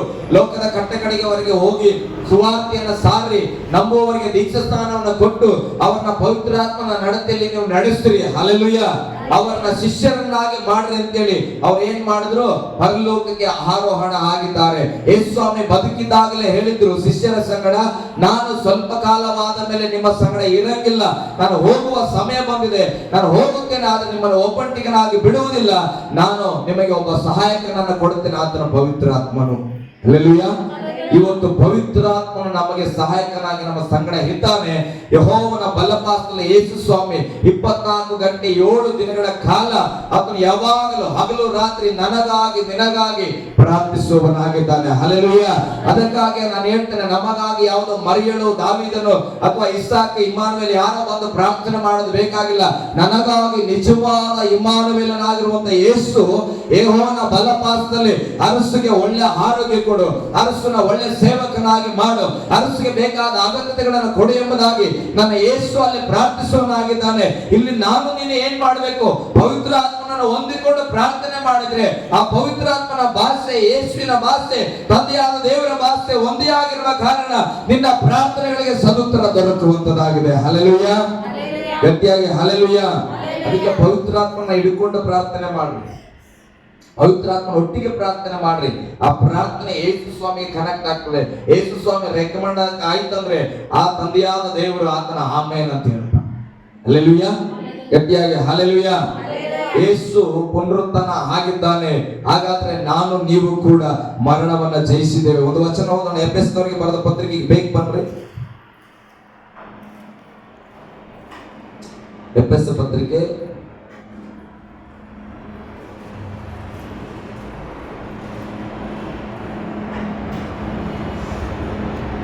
ಓಕೆ, ಎರಡನೇ ಅದೇ ಒಂದರ ವಚನ ಓದಿ. ಆತನು ಅಪರಾಧಗಳ ಪಾಪಗಳ ದೆಸೆಯಿಂದ ಸತ್ತವರಾಗಿದ್ದ ನಿಮ್ಮನ್ನು ಸಹ ಬದುಕಿಸಿದನು. ಹಲ್ಲೆಲೂಯಾ. ಯೇಸು ಸ್ವಾಮಿ ತಾನು ಒಬ್ಬರೇ ಬದುಕಲಿಲ್ಲ. ಯೇಸು ಸ್ವಾಮಿ ಮೇಲೆ ನಂಬಿಕೆ ಇಟ್ಟಂತ ಆತನ ಅಪರಾಧಗಳ ಮತ್ತು ಪಾಪಗಳ ದೆಸೆಯಿಂದ ಸತ್ತವರಾಗಿದ್ದ ನಿಮ್ಮನ್ನೂ ಸಹ ಯೇಸು ಬದುಕಿಸಿದನು. ಹಲ್ಲೆಲೂಯಾ. ಗಟ್ಟಿಯಾಗಿ ಹಲ್ಲೆಲೂಯಾ. ಮುಂದೆ ನೀವು ನೋಡ್ರಿ, ನೀವು ಇಂದಿನ ದಿನಗಳಲ್ಲಿ ಅಪರಾಧಗಳನ್ನ ಪಾಪಗಳನ್ನ ಮಾಡುವವರಾಗಿದ್ದು ಇಹಲೋಕಾಚಾರಕ್ಕೆ ಅನುಸಾರವಾಗಿ ನಡೆದುಕೊಂಡಿರಿ. ವಾಯುಮಂಡಲದಲ್ಲಿ ಅಧಿಕಾರ ನಡೆಸುವ ಅಧಿಪತಿಗೆ, ಅಂದರೆ ನಂಬಲೊಲ್ಲದ ಅವಿಧೇಯತೆಗೆ ಪ್ರೇರೇಪಿಸುವ ಆತ್ಮನಿಗೆ ಅನುಸಾರವಾಗಿ ನಡೆದುಕೊಂಡ್ರಿ. ಈ ಕ್ಷಣದವರೆಗೂ ನಂಬಿಕೆ ಇಲ್ಲದೆ ನಾವು ಬದುಕಿರಬಹುದು, ಲೋಕದ ಅನುಸಾರವಾಗಿ ಜೀವಿಸಿರಬಹುದು, ಲೋಕದ ಆಸೆಗಳಲ್ಲಿ ಬದುಕಿರಬಹುದು. ಆದ್ರೆ ವಾಕ್ಯ ಹೇಳ್ತಾ ಇದ್ರೆ ಹಿಂದೆ ನೀವು ಹಾಗೆ ನಡೆದುಕೊಂಡಿದ್ರಿ. ಹಲ್ಲೆಲೂಯಾ. ಅದು ಏನಾಯ್ತು? ಭೂತಕಾಲನ ಎಂತ ಕಾಲ? ಭೂತಕಾಲ. ಹಲ್ಲೆಲೂಯಾ. ಆದ್ರೆ ಪ್ರೆಸೆಂಟ್ ಏನಿದೆ ಓದೋಣ. ನಾವೆಲ್ಲರೂ ಶರೀರ ಭಾವದ ಆಸೆಗಳಿಗೆ ಅಧೀನರಾಗಿ ಶರೀರಕ್ಕೂ ಮನಸ್ಸಿಗೂ ಸಂಬಂಧಪಟ್ಟ ಇಚ್ಛೆಗಳನ್ನೇ ನೆರವೇರಿಸುತ್ತಾ ನಡೆದು ಮಿಕ್ಕಾದವರಂತೆ ಸ್ವಭಾವ ಸಿದ್ಧವಾಗಿ ನಾವು ಲೋಕದವರಂತೆ ಬದುಕಿ ದೇವರ ಕೋಪ ಗುರಿ ಆಗಿದ್ದೆವು. ಆದರೆ ಯಾರು ಕರುಣೆ ಉಳ್ಳವರು ಅಂತೇವೆ. ನಾನು ನೀರ್ ಕೇಳಿದ ತಕ್ಷಣ ಜ್ಯೂಸ್ ಕೊಟ್ಬಿಟ್ರೆ ಬಹಳ ಕರುಣೆ ಅವರಿಗೆ. ಹಲ್ಲೆಲೂಯಾ. ಗಟ್ಟಿಯಾಗಿ ಇಲ್ಲಿದ್ದವ್ರು ಹಲ್ಲೆಲೂಯಾ. ನನಗೆ ಯಾರೋ ಬಂದು ಸ್ವಲ್ಪ ನೀರ್ ಕೊಡ್ರಿ ಪಾಸ್ಟ್ ಅಂತ ಕೇಳಿದ್ರು. ನಾನು ನಿಮಗೆ ಜ್ಯೂಸ್ ಕೊಟ್ಟೆ. ಹೋಗಿ ಹೇಳಿದ್ರೆ ಸುಭಾಷ್ ಬಹಳ ಕರುಣೆ ಉಳ್ಳವನಪ್ಪ, ನೀರ್ ಕೇಳಿದ್ರೆ ಜ್ಯೂಸ್ ಕೊಟ್ರಂತ. ನೆಕ್ಸ್ಟ್ ಡೇ ಬಂದು ಪಾಸ್ಟೇ ಬೈಕ್ ಕೊಡ್ರಿ ಅಂತ ಕೊಡ್ತೇನೆ ಹೋಗ ಕಡೆ ಅಂತ. ಏನ ನೀರ್ ಕೇಳಿ ಮನೆಗೆ ಬಂದು ಎಕ್ಸ್ಟ್ರಾ ಉಳಿದ ಸ್ಪ್ರೈಟ್ ಕುಡಿ ಅಂತ ಕೊಟ್ರೆ ಬೈಕ್ ಕೇಳಕ್ ಬಂದಾನಂತ. ಹಲ್ಲೆಲೂಯಾ. ಕರುಣೆ ಇದೆ. ಕರುಣೆ ಅಂದ್ರೆ ಒಂದು ನೀರ್ ಕೇಳಿದಾಗ ನೀರ್ ಕೊಡಬಹುದು. ಆದ್ರೆ ಯೇಸು ಸ್ವಾಮಿ ಕರುಣಾ ನಿಧಿ ಅಂತ, ಅಂದ್ರೆ ಕರುಣೆ ಅನ್ನುವಂಥದ್ದು ತುಂಬಿ ತುಳುಕುತ್ತಾ ಇದೆ ಆತನ ಬಳಿಯಲ್ಲಿ. ಹಾಗಾದ್ರೆ ಎಲ್ಲಾ ವಿಷಯಗಳಲ್ಲೂ ಕರುಣೆ ತೋರಿಸುವ ಒಬ್ಬ ದೇವರಂದ್ರೆ ಯೇಸು ಸ್ವಾಮಿ ಮಾತ್ರ. ಅದಕ್ಕೆ ಬೈಬಲ್ ಹೇಳ್ತದೆ, ನೀನು ಲೋಕದಲ್ಲಿ ಅನೇಕ ಪಾಪಗಳನ್ನ ಅಪರಾಧಗಳನ್ನ ಮಾಡಿ ಜೀವಿಸಿದರು, ಆದರೆ ಕರುಣಾನಿಧಿಯಾಗಿರುವ ದೇವರು ನಮ್ಮ ಮೇಲೆ ಮಹಾ ಪ್ರೀತಿಯನ್ನ ಇಟ್ಟು ಅಪರಾಧಗಳ ದೆಸೆಯಿಂದ ಸತ್ತವರಾಗಿದ್ದ ನಮ್ಮನ್ನು ಕ್ರಿಸ್ತನೊಂದಿಗೆ ಬದುಕಿಸಿದನು. ಹಲ್ಲೆಲೂಯಾ. ಯಾವಾಗ ಕ್ರಿಸ್ತನನ್ನ ಆ ಸಮಾಧಿಯಿಂದ ದೇವರು ಎಬ್ಬಿಸಿದ್ದಾನೋ, ನಾನು ನೀನು ಆ ಮರಣವನ್ನ ಪುನರುತ್ಥಾನವನ್ನ ನಂಬಿ ರಕ್ಷಣೆಯಲ್ಲಿ ಬಂದ್ರೆ ನಾವು ಕೂಡ ಕ್ರಿಸ್ತನೊಟ್ಟಿಗೆ ಸಮಾಧಿಯಿಂದ ಎದ್ದಲ್ಪಟ್ಟಿದ್ದೇವೆ. ಹಲ್ಲೆಲೂಯಾ.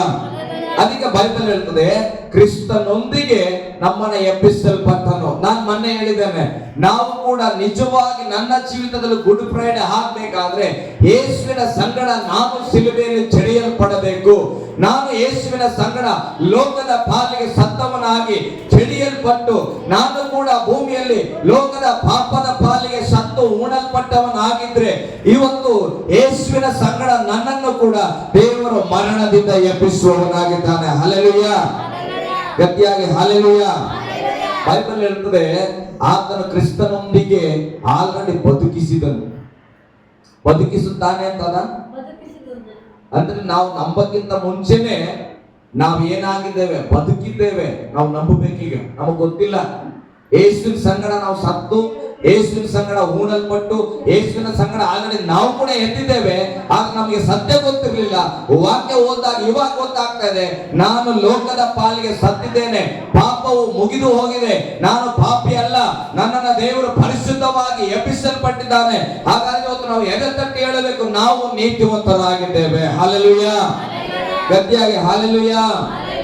ಇದು ನಿನ್ನ ಒಳ್ಳೆ ಕೆಲಸದಿಂದಲ್ಲ, ಕ್ರಿಸ್ತನ ಪ್ರೀತಿ, ಮಹಾ ಪ್ರೀತಿಯಿಂದ ನಾನು ನೀವೇನಾಗಿದೆ ಬದುಕಿದ್ದೇವೆ. ಹೇಳ್ರಿ, ಪಕ್ಕದಲ್ಲಿ ಕೈ ಕೊಟ್ಟರೆ ನಮ್ಮನ್ನು ಕ್ರಿಸ್ತನು ಬದುಕಿಸಿದ್ದಾನೆ. ಅದಕ್ಕೆ ವಾಕ್ಯ ಹೇಳುತ್ತದೆ, ನಾನೇ ಪುನರುತ್ಥಾನವೂ ಜೀವವೂ ಎಂದೆ, ನನ್ನನ್ನು ನಂಬುವವನು. ಇದು ಬರೀ ಹಾಡಲ್ಲ, ಇದು ಯೇಸುವನ್ನ ನಂಬಿದ್ರೆ ಒಂದಿನ 200 ಡೆತ್ ಆದ್ರೂ ಕೂಡ 200 ಬದುಕೇ ಇರ್ತಾರ. ಹಲ್ಲೆಲೂಯಾ. ಗಟ್ಟಿಯಾಗಿ ಹಲ್ಲೆಲೂಯಾ. ಯೇಸು ಸ್ವಾಮಿ ಮರಣ ಹೊಂದಿದ್ರು, ತಗೊಂಡೋಗಿ ಸಮಾಧಿಲಿ ಇಟ್ರು, ಆದ್ರೆ ಸಮಾಧಿನ ಬಿಚ್ಚಲಿಲ್ಲ. ಆದ್ರೆ ಯೇಸು ಸ್ವಾಮಿ ಎದ್ದು ಹೊರಗೆ ಹೇಗೆ ಬಂದಿದ್ದಾರೋ ಹಾಗೆ ನಮ್ಮನ್ನು ಕೂಡ ಸತ್ತಾಗ ತಗೊಂಡೋಗಿ ಭೇಟಿ ಹಾಕಿ ಉಳ್ಬಹುದು. ನನಗೊಬ್ಬರು ಮೊನ್ನೆ ಪ್ರಶ್ನೆ ಕೇಳ್ತಾರೆ, ಪಾಸ್ಟ್ರೆ ಯಾಕೆ ಹಿಂಗೆ ಉಳ್ತಾರ, ಹಿಂಗೆ ಯಾಕೆ ಉಳ್ತಾರ? ನಾನು ಅನ್ಕಡೆ, ಅರೆ ನನಗಿದೆಲ್ಲ ಚಿಂತೆ ಬಂದಿಲ್ಲಲ್ಲ.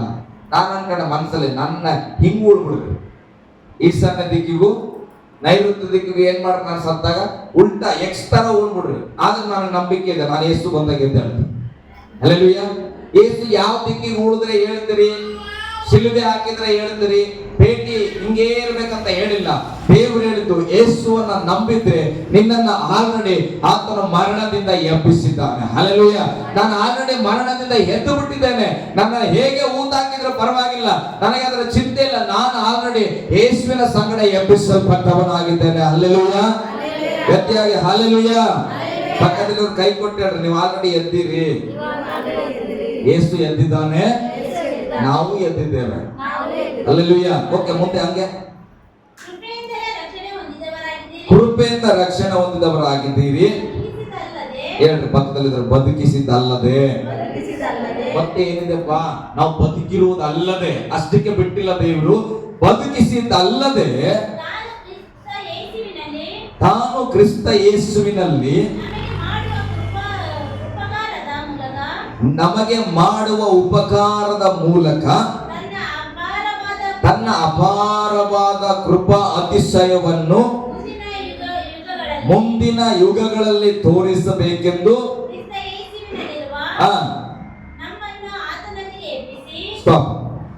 ನೋಡ್ರಿ, ದೇವರು ಬದುಕಿಸಿದ್ದಲ್ಲದೆ ಮುಂದಿನ ಯುಗಗಳು, ನೀನ್ ಎದ್ದಿಯಲ್ಲ, ಯಾವಾಗ ರಕ್ಷಣೆ ಹೊಂದಿ ನಂಬಿ ಯೇಸುವಿನ ಸಂಗಡ ಹೇಳ್ತಿಯಲ್ಲ, ಅಷ್ಟಕ್ಕೆ ಮುಗಿದೋಗಿಲ್ಲ ನಿನ್ ಜೀವಿತ. ಬೈಬಲ್ ಹೇಳ್ತದೆ, ಮುಂದಣ ಯುಗದಲ್ಲಿ ಆತನ ಕೃಪದ ಅತಿಶಯವನ್ನ ತೋರಿಸಬೇಕೆಂದು ಕ್ರಿಸ್ತ ಯೇಸುವಿನಲ್ಲಿರುವ ನಮ್ಮನ್ನ ಆತನೊಂದಿಗೆ ಎಬ್ಬಿಸಿ. ಹೇಳ್ರಿ, ಆತನೊಂದಿಗೆ ಎಬ್ಬಿಸಿ, ಕ್ರಿಸ್ತನೊಂದಿಗೆ ಎಬ್ಬಿಸಿ. ಯೇಸು ಸ್ವಾಮಿ ಎದ್ದ ಮೇಲೆ ಎಲ್ಲಿಗೆ ಆರೋಹಣ ಆದರು? ಪರಲೋಕಕ್ಕೆ ಹೋದ್ರು. ಹಲ್ಲೆಲೂಯಾ. ಹಾಗಾದ್ರೆ ಈಗ ನೀನು ಯಾರ ಜೊತೆಲಿ ಸಿಲುಬೆಗೆ ಹಾಕಿಸ್ಕೊಂಡೆ? ಯಾರ ಜೊತೆಲಿ? ಯೇಸುವಿನ ಜೊತೆಲಿ ಸಿಲುಬೆಗೆ ಹಾಕಿಸ್ಕೊಂಡ್ರಿ. ಹಲ್ಲೆಲೂಯಾ. ನೀವು ಮನೇಲಿ ಹಿಂಗ್ ಮಾಡ್ಬೇಕು. ಯೇಸು ಸ್ವಾಮಿ ಸಿಲುಬೆಗಿರೋ ಒಂದು ಫೋಟೋ ತಗೊಳ್ರಿ, ನಿಮ್ಗೆ ನಾನು ಹೇಳ್ಕೊಡ್ತೇನೆ. ನೀವು ಒಂದು ಫೋಟೋ ಹೇಳ್ತಿ ಸಿಲುಬೆ ಮೇಲೆ ಹಾಕ್ಬಿಡ್ರಿ, ನಿಮ್ಗೆ ಅರ್ಥ ಆಗ್ಬೇಕು. ಆ ಯೇಸು ಸ್ವಾಮಿ ಸಂಗಡ ನೀವು ಇರ್ಬೇಕು ಸಿಲುಬೆಲಿ. ಮತ್ತೊಂದು ಸಮಾಧಿ ಒಳಗೆ ಯೇಸು ಊಳಕ್ ತಗೊಂಡ್ಬಿಡ್ರಿ ಫೋಟೋ, ಅದ್ರೊಳಗೆ ನಿಮ್ದು ಒಂದು ಫೋಟೋ ಮಕ್ಕಳದ ಹಾಕ್ಬಿಡ್ರಿ. ಆಮೇಲೆ ಯೇಸು ಸ್ವಾಮಿ ಎದ್ದು ಬರ್ತಾರಲ್ಲ, ಅದ್ರದ್ದು ಒಂದು ಫೋಟೋ ಮಾಡ್ಕೊಡ್ರಿ. ಹಲ್ಲೆಲೂಯಾ. ನಿಮ್ದೊಂದು ಫೋಟೋ ಎದ್ದು ಬಂದಿರೋದು ಬೆಳ್ಳಗೆ ಕುಟ್ಕೊಂಡ್ರೆ ಹಾಕೊಡ್ರಿ. ಆಮೇಲೆ ನೆಕ್ಸ್ಟ್ 3 ಆಗಿದ್ಮೇಲೆ 4ನೇ ಎಪಿಸೋಡ್ ಏನಪ್ಪಾ ಅಂತ ಕೇಳಿದ್ರೆ, ಯೇಸು ಸ್ವಾಮಿ ಏನ್ ಮಾಡ್ತಾ ಇದ್ದಾನೆ? ಈಗ ಪರಲೋಕಿಗೆ ಆರೋಹಣ ಆಗ್ತಾ ಇದ್ದಾನೆ. ನೀನು ಸಿಲುಬೆ ಏರುವಾಗ ಜೊತೆಗಿದ್ದೆ ಅಂತ ಒಪ್ಕೊಂಡಿದ್ದೀಯಾ? ಸತ್ತಾಗ್ಲೂ ಜೊತೆಗಿದ್ದೆ ಅಂತ ಒಪ್ಕೊಂಡಿದ್ದೀಯಾ? ಎದ್ದಾಗ್ಲೂ ಜೊತೆಗಿದ್ಯಾ ಅಂತ ಒಪ್ಕೊಂಡಿದ್ಯಾ? ಅಂದ್ಮೇಲೆ ಪರಲೋಕಕ್ಕೆ ಹೋಗುವಾಗ ಮಾತ್ರ ದೇವ್ರೇ ನಾನು ಪರಲೋಕಕ್ಕೆ ಕರ್ಕೊಂಡು ಹೋಗಂತ ಯಾಕೆ ಜಪ ಮಾಡ್ತೀನಿ? ಹಲ್ಲೆಲೂಯಾ. ಈಗ ನನ್ನ ಅಂಗಿ ಇದು ಹಾಕೊಂಡಿನಪ್ಪ, ಮನೆಗೆ ಹಾಕೊಳ್ಳುವಾಗ ಇದು ನನ್ನ ಜೊತೆಲಿ ಇತ್ತು, ಇಲ್ಲಿ ಬಂದಾಗ ಇದೆ, ಇಲ್ಲಿಂದ ಈಗ ಬಸ್ ಹತ್ಕೊಂಡು ನಾನು ಬೀದರ್ಗೆ ಹೋಗ್ತೇನೆ, ಇಲ್ಲಿ ಕಳೆದಾಕ್ಬಿಟ್ಟು ಹೋಗ್ತೇನೆ, ಇದು ನನ್ನ ಜೊತೆಗೆ ಬರ್ತದೋ ಇಲ್ಲ? ಹಂಗೆ ಇರ್ಬೇಕು. ಮೊನ್ನೆ ನಮ್ ಸಾಧ್ಯ ಒಂದು ಕಾಮಿಡಿ ನಾನು ಮುಂದೆ ಹೋಗ್ತೇನೆ, ಏನು ಎಲ್ಲಿ ಹೋಗಿದ್ದಂತ ಸೀಬೆ ಹೇಳಿದ್ರು ನಿನಗೆ, ನಿನ್ ಜೊತೆಲಿ ಇತ್ತು ಬಸ್. ಬೀದರಲ್ಲಿ ಒಂದು ಹೊಸ ಬಸ್ಗಳು ಬಿಟ್ಟರು, ಸಿಟಿ ಬಸ್, ಪರ್ಪಲ್ ಕಲರ್ ಅಲ್ಲಿ.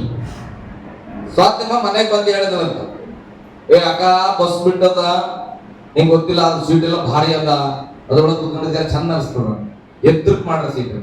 ಅದಕ್ಕೆ ಶಿವಪ್ಪ ಅಸ್ತಮ ಏನಂತಾರ, ನನಗೂ ಗೊತ್ತು ಅಂತಂದ್ರೆ. ನಿನ್ಗೆ ಹೆಂಗ್ ಗೊತ್ತಂದ್ರ, ನಿಂಗೆ ಹೆಂಗ್ ಗೊತ್ತಂತ ಹೇಳಿ ಸ್ವಾತಂತ್ರ್ಯ, ನಾನು ಬಸ್ಸಲ್ಲಿ ಹೋಗಿನಂತ. ಯಾವಾಗ ನಿನ್ ಜೊತೆಲೇ ಇರಲ್ಲ, ನಾನು ಬಂದಿನಿ ಅಂತ. ಅಲ್ಲಿ ಬಸ್ಸಿಗೆ ಹೋಗಿಲ್ಲ ಅವರು, ಕಾಮಿಡಿ ಮನೇಲಿ. ಯಾವಾಗ ನಿನ್ ಜೊತೆಗೆ ಇರ್ತಾನೆ ಅಂದ್ರೆ ಗೊತ್ತಾಗಲ್ಲ. ನನಗೂ ಬಸ್ಸಿನ ಅನುಭವ ಇದೆ. ಹಲ್ಲೆಲೂಯಾ. ಒಂದು ಸಾಮಾನ್ಯವಾಗಿ ಕಾಮಿಡಿ ಎಲ್ಲ ಅವ್ರು ಅದನ್ನ ಅನುಭವಿಸ್ತಾರ ಅಂದ್ರೆ ಅರ್ಥ ಮಾಡ್ಕೊಡ್ರಿ.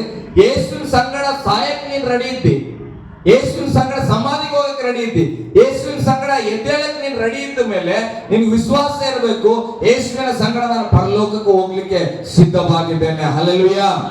ಬೈಬಲ್ ಹೇಳ್ತದೆ ಅದಕ್ಕೆ ಎಬ್ಬಿಸಿದ್ದಲ್ಲದೆ. ಈಗ ಹೋದ್ರಿ ಫಸ್ಟ್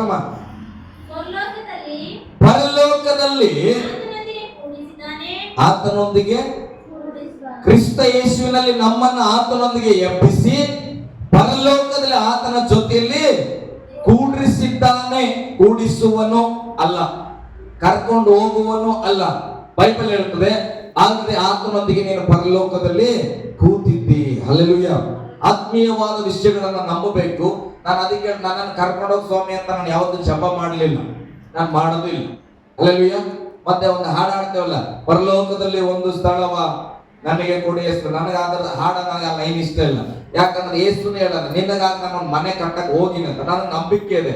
ನಾನೇನು ಅಲ್ಲಿ ರಿಯಲ್ ಎಸ್ಟೇಟ್ ಮಾಡಬೇಕಾಗಿಲ್ಲ, ನನಗೊಂದು ಸೈಟ್ ತಗೊಳ್ಬೇಕಂತ ಪ್ರಯಾಸ ಪಡಲ್ಲ. ನನ್ನ ದೇವ್ರು ಹೇಳನ್ನ, ನನ್ನ ಜೊತೆಲಿ ನೀನು ಬಂದಿದ್ಯಾ, ನನ್ನ ಬಲಪಾಸದಲ್ಲಿ ಕೂತಿದ್ಯಾ, ನಿನಗಾಗಿ ನಾನು ಒಂದು ಬಿಡಾರ ಸಿದ್ಧ ಮಾಡ್ತೇನೆ ಅಂದ್ರೆ ನನ್ನ ಹೆಸರಿಗಾಗಿ ಒಂದು ಬಿಡಾರ ಸಿದ್ಧವಾಗಿದೆ. ನನ್ನ ದೇವರು ಒಂದು ಸಾರಿ ಭೂಮಿಯನ್ನ ಮನುಷ್ಯರಿಗೆ ಅಂತ ಕೊಟ್ಟರೆ ಭೂಮಿಯನ್ನ ಮನುಷ್ಯರ ಆಳ್ವಿಕೆ ಮಾಡ್ತಾ ಇದ್ದಾವೆ. ಹಾಗಾದ್ರೆ ಅಲ್ಲಿ ಅರಸುಗಾಗಿ ಅಂತ ಒಂದು ಮನೆ ಕಟ್ಟಿದ್ರೆ ಅಂತ ಕೂಡ ದಿನಕರ ತಮ್ಮನ ಇಡ್ತಾನ ದೇವರು. ದಿನಕರ ತಮ್ಮನಿಗೆ ಅಂತೇಳಿ ಒಂದು ಮನೆ ಬರ್ತಿದ್ರೆ ಅಲ್ಲಿ ತಗೊಂಡು ನನ್ನನ್ನು ಇಡ್ತಾನ? ಇಡಂಗಿಲ್ಲ. ದಿನಕರನ ಮನೆಯಲ್ಲಿ ದಿನಕರೇ ಪ್ರವೇಶ ಮಾಡ್ತಾನ. ಹಲ್ಲೆಲೂಯಾ. ಹಾಗಾದ್ರೆ ನನಗಾಗಿ ಒಂದು ಬಿಡಾರ ದೇವರು ಸಿದ್ಧ ಮಾಡಿದ್ರೆ ನನಗೆ ನಂಬಿಕೆ ಉಂಟು. ಆತ ಹೇಳನ್ನ, ನನಗಾಗಿ ಒಂದು ಮನೆ ಸಿದ್ಧವಾಗಿದೆ ಅಂದ್ಮೇಲೆ ಅದು ಎಷ್ಟೇ ದಿನ ಆದ್ರೂ ಕೂಡ ನನ್ನ ದೇವರು ಈ ಭೂಮಿಯಿಂದ ನನ್ನನ್ನು ಆ ಮನೆ ಕರ್ಕೊಂಡು ಹೋಗಿರ್ತಾನೆ. ಅದಕ್ಕೆ ನನಗೆ ರಕ್ಷಣೆ ಬಂದ ಮೇಲೆ ಪರಲೋಕಕ್ಕೆ ಹೋಗ್ತೇನೆ, ನರಕಕ್ಕೆ ಹೋಗ್ತೇನೆ ಭಯ ಇಲ್ಲ. ಹಲ್ಲೆಲೂಯಾ. ನನ್ನ ನಿರೀಕ್ಷೆ ಒಂದೇ, ನಾನು ಆಲ್ರೆಡಿ ಪರಲೋಕದಲ್ಲಿ ಇದ್ದೇನೆ. ಇಲ್ಲಿ ಇರುವಷ್ಟು ದಿನ ನನ್ನ ಕೆಲಸ ಏನ್ ಕೊಟ್ಟನ ದೇವರು ಅದನ್ನು ನಾನು ಮಾಡ್ತೇನೆ. ನನ್ನ ಸಮಯ ಬಂದಾಗ ನನ್ನ ಮನೆಗೆ ನಾನು ಹೋಗ್ತೇನೆ. ಹಲ್ಲೆಲೂಯಾ. ಗಟ್ಟಿಯಾಗಿ ಹಲ್ಲೆಲೂಯಾ.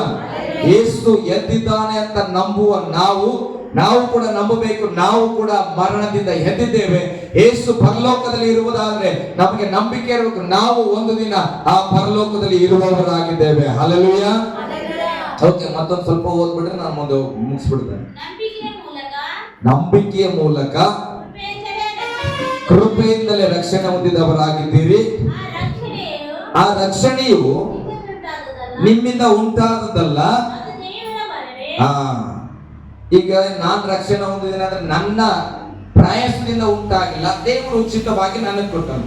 ಹಾಗಾದ್ರೆ ನನ್ನ ದೋಸ್ತ ಒಬ್ಬ 24 ತಾಸು ಕುಡಿದು ಬೀಳ್ತಾ ಇದ್ದಾನೆ. ಹಲ್ಲೆಲೂಯಾ. ಆತ ಯೇಸುವನ್ನು ನಂಬಿಕೊಳ್ಳುತ್ತಾನ, ಈಗ ಪಾಪದಿಂದ ಬಿಡುಗಡೆ ಹೊಂದುತ್ತಾನ.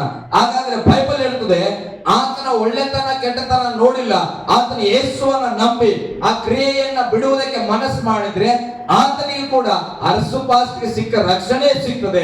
ನನಗೆ ಸಿಕ್ಕ ಮರ್ಯಾದೆಯನ್ನ ದೇವರು ಆತನಿಗೆ ಕೊಡ್ತಾನೆ. ನನ್ನನ್ನ ಪ್ರೀತಿ ಮಾಡಿದ ರೀತಿಯಲ್ಲಿ ಆತನನ್ನ ಪ್ರೀತಿ ಮಾಡ್ತಾನೆ. ವಾಕ್ಯ ಹೇಳ್ತದೆ ಇದು ಎಲ್ಲರಿಗೂ ಕೃಪೆಯಿಂದ ದೊರಕುವಂಥದ್ದು. ಹಲ್ಲೆಲೂಯಾ. ನೀನು ಸಣ್ಣ ಪಾಪ ಮಾಡಿಯೋ ದೊಡ್ಡ ಪಾಪ ಮಾಡಿಯೋ ಅದು ದೇವರ ಚಿಂತೆ ಅಲ್ಲ. ನೀನು ಪಶ್ಚಾತ್ತಾಪ ಪಟ್ಟು ದೇವರ ಬಳಿಗೆ ಬರ್ಲಿಕ್ಕೆ ಮನಸ್ಸು ಮಾಡಿದ್ರೆ ನಿನ್ನನ್ನ ದೇವರು ಪರಲೋಕದಲ್ಲಿ ಇರಿಸುವವನಾಗಿದ್ದಾನೆ. ಹಲ್ಲೆಲೂಯಾ. ಗಟ್ಟಿಯಾಗಿ ಹಲ್ಲೆಲೂಯಾ. ಅದಕ್ಕೆ ವಚನ ಹೇಳ್ತದೆ ರಕ್ಷಣೆ ಅನ್ನುವಂಥದ್ದು ಪುಣ್ಯ ಕ್ರಿಯೆಗಳಿಂದ ಬಂದದ್ದಲ್ಲ.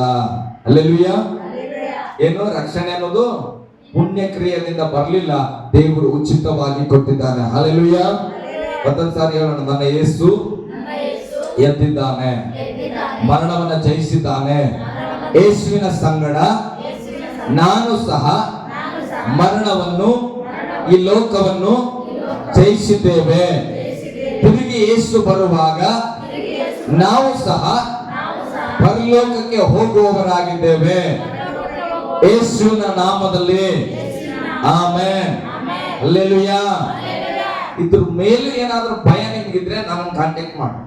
ಇನ್ನೂ ಒಂದು 50 ವಾಕ್ಯ ಕೊಟ್ಟರೆ ನಾನು ನಿಮ್ಗೆ ಹೇಳ್ತೇನೆ. ಹಲ್ಲೆಲೂಯಾ. ಸತ್ಯವೇದದಲ್ಲಿ ಏನನ್ನು ಕೂಡ ಡೌಟ್ ಇಟ್ಕೊಳ್ಬಾರ್ದು, ನಾವು ತಿಳ್ಕೊಳ್ಬೇಕು. ಹಲ್ಲೆಲೂಯಾ.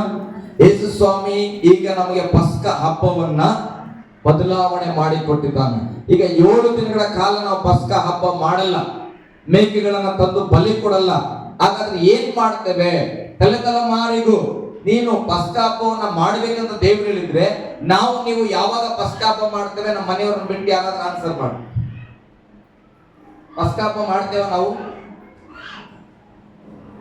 ವಾಕ್ಯದ ಶಾಶ್ವತ ನಿಯಮ ಇದು, ಮನುಷ್ಯರ ಜನ್ಮ ಇರೋವರೆಗೂ ಮಾಡ್ಬೇಕು. ಅಲ್ಲೆಲ್ಲೂಯಾ. ನೆಕ್ಸ್ಟ್ ವಾರ ಏನಿದೆ ನಮ್ಮ ಸಭೆಯಲ್ಲಿ? ಈ ವಾರ ಏನಿತ್ತು? ಮೊದಲನೇ ಭಾನುವಾರ ಏನಿರ್ತದೆ? ಕರ್ತನ ಭೋಜನ. ಕರ್ತನ ಭೋಜನ ಅಂದ್ರೆ ಏನು? ಯೇಸು ಸ್ವಾಮಿ ಹಿಡಿದು ಕೊಡಲ್ಪಟ್ಟ ರಾತ್ರಿಯಲ್ಲಿ ರೊಟ್ಟಿಯನ್ನು ಮುರಿದು, ಇದು ನಿಮಗಾಗಿ ಜಜ್ಜಲ್ಪಟ್ಟ ನನ್ನ ದೇಹ, ಇದನ್ನು ತಗೊಂಡು ಏನ್ ಮಾಡ್ರಿ? ತಿನ್ರಿ. ದ್ರಾಕ್ಷರಸದ ಪಾತ್ರೆಯನ್ನು ತೆಗೆದುಕೊಂಡು, ಇದನ್ನ ನಿಮಗಾಗಿ ಸುರಿಯಲ್ಪಟ್ಟ ರಕ್ತ, ಇದನ್ನ ತೆಗೆದುಕೊಂಡು ಸೇವಿಸಿರಿ. ಇದನ್ನ ನನ್ನನ್ನು ನೆನಪು ಮಾಡಿಕೊಳ್ಳುವುದಕ್ಕಾಗಿ ಇದನ್ನು ಯಾವಾಗಲೂ ನೀವು ಮಾಡ್ತಾನೇ ಇರಬೇಕು. ಎಲ್ಲಿವರೆಗೆ? ಯೇಸು ಸ್ವಾಮಿ ತಿರುಗಿ ಬರೋವರೆಗೂ ಆ ಒಂದು ಮರಣವನ್ನ ನೆನಪು ಮಾಡಿಕೊಳ್ಳಿಕ್ಕೆ ನಾವು ಕರ್ತನ ಭೋಜನ ತೆಗೆದುಕೊಳ್ತೇವೆ. ಐಗುಪ್ತ ದೇಶದಿಂದ ಇಸ್ರಾಯೇಲರನ್ನ ಬಿಡುಗಡೆ ಮಾಡಿದಾಗ ಯೆಹೋವ ದೇವರು ಹೇಳಿದ್ದೇನು? ಐಗುಪ್ತ ದೇಶದಿಂದ ಬಿಡುಗಡೆ ಆಗ್ಲಿಕ್ಕಾಗಿ ಈ ಪಸ್ಕ ಹಬ್ಬವನ್ನ ನೀವು ಆಚರಿಸುತ್ತಲೇ ಇರಬೇಕು. ಆ ಪಸ್ಕ ಹಬ್ಬದ ಯಜ್ಞದ ಕುರಿಯಾಗಿ ಯೇಸು ಸ್ವಾಮಿ ಬಂದು ಅದನ್ನ ಪರಿಪೂರ್ಣವಾಗಿ ತೀರಿಸಿದ್ದಾನೆ. ಅದಕ್ಕೆ ನಾವು ಪಸ್ಕ ಹಬ್ಬ ಮಾಡೋದಿಲ್ಲ, ಯೇಸುವಿನ ಮರಣವನ್ನ ನೆನಪು ಮಾಡಿಕೊಳ್ಳಿಕ್ಕೆ ಕರ್ತನ ಭೋಜನವನ್ನ ಮಾಡುತ್ತೇವೆ. ಹಲ್ಲೆಲೂಯಾ. ಗಟ್ಟಿಯಾಗಿ ಹಲ್ಲೆಲೂಯಾ. ಅಂದ್ರೆ ಇವತ್ತಿಗೂ ಕೂಡ ಬೇರೆ ವಿಧದಲ್ಲಿ ಕರ್ತನ ಭೋಜನದ ಪ್ರಕಾರ ನಾವು ಪಸ್ಕ ಹಬ್ಬವನ್ನ ಮಾಡ್ತಾ ಇದ್ದೇವೆ. ಪಸ್ಕ ಹಬ್ಬದಲ್ಲಿ ಬಲಿ ಕೊಟ್ಟಂತ ಮೇಕೆಯ ಮಾಂಸವನ್ನ ತಿಂತಾ ಇದ್ರು, ನಾವು ಕ್ರಿಸ್ತನ ದೇಹವನ್ನ ತಿನ್ನುತ್ತಿದ್ದೇವೆ. ಅಲ್ಲಿ ರಕ್ತವನ್ನ ಬಾಗಿಲಿಗೆ ಬಳಿತಾ ಇದ್ರು, ಇವತ್ತು ನಾವು ಯೇಸು ಕ್ರಿಸ್ತನ ರಕ್ತವನ್ನ ನಮ್ಮ ಹೃದಯದ ಮೇಲೆ ಬಳಿದುಕೊಳ್ತಾ ಇದ್ದೇವೆ. ಹಲ್ಲೆಲೂಯಾ. ದೇವರೆಂದಿಗೂ ಮಾತು ತಪ್ಪುವುದಿಲ್ಲ, ದೇವರ ಆಜ್ಞೆಗಳು ಎಂದು ಬದಲಾಗುವುದಿಲ್ಲ. ಹಳೆ ಒಡಂಬಡಿಕೆಯಲ್ಲಿ ಶಾಶ್ವತ ನಿಯಮ ಅಂತ ಕೊಟ್ಟದ್ದೆಲ್ಲವೂ ಈಗಲೂ ಕೂಡ ಬೇರೆ ವಿಧವಾಗಿ ಕ್ರಿಸ್ತನಲ್ಲಿ ಅದು ನೆರವೇರುತ್ತಲೇ ಇದೆ. ಅದಕ್ಕೆ ಬೈಬಲ್ ಹೇಳುತ್ತದೆ, ಎಲ್ಲ ಪ್ರವಾದನೆಗಳು, ವಾಗ್ದಾನಗಳು ಕ್ರಿಸ್ತನಲ್ಲಿ ಪರಿಪೂರ್ಣವಾಗಿವೆ. ಹಲ್ಲೆಲೂಯಾ. ಗಟ್ಟಿಯಾಗಿ ಹಲ್ಲೆಲೂಯಾ. ಓಕೆ, ದೇವರು ನಿಮ್ಮನ್ನು ಆಶೀರ್ವದಿಸಲಿ. ನನ್ನ ಯೇಸು ಎದ್ದಿದ್ದಾನೆ. ಒಂದು ಆಮೇಲೆ ಹೇಳೋಣ. ಹಲ್ಲೆಲೂಯಾ. ಯಾರಾದ್ರೂ ಕೇಳಿದ್ರೆ ನೀವು ಹೇಳಲಿಕ್ಕೆ ಧೈರ್ಯ ಇರಬೇಕು. ಯೇಸು ಸ್ವಾಮಿಯನ್ನ ಯಾರ ಶಿಷ್ಯರು ಕದ್ದುಕೊಂಡು ಹೋಗಿಲ್ಲ, ಅಲ್ಲಿ ಶಿಷ್ಯರು ಬರೋದಕ್ಕಿಂತ ಮುಂಚಿತವಾಗಿ ಯೇಸು ಸ್ವಾಮಿಯಲ್ಲಿ ಇರಲಿಲ್ಲ. ಹಲ್ಲೆಲೂಯಾ. ಓಕೆ, ದೇವರು ನಿಮ್ಮನ್ನು ಆಶೀರ್ವದಿಸಲಿ. ನಾವೆಲ್ಲರೂ ಎದ್ದು ನಿಂತುಕೊಂಡು ಒಂದು ಸಣ್ಣ ಪ್ರಾರ್ಥನೆಯನ್ನು ಮಾಡಿ ಮುಗಿಸ್ಕೊಳ್ಳೋಣ.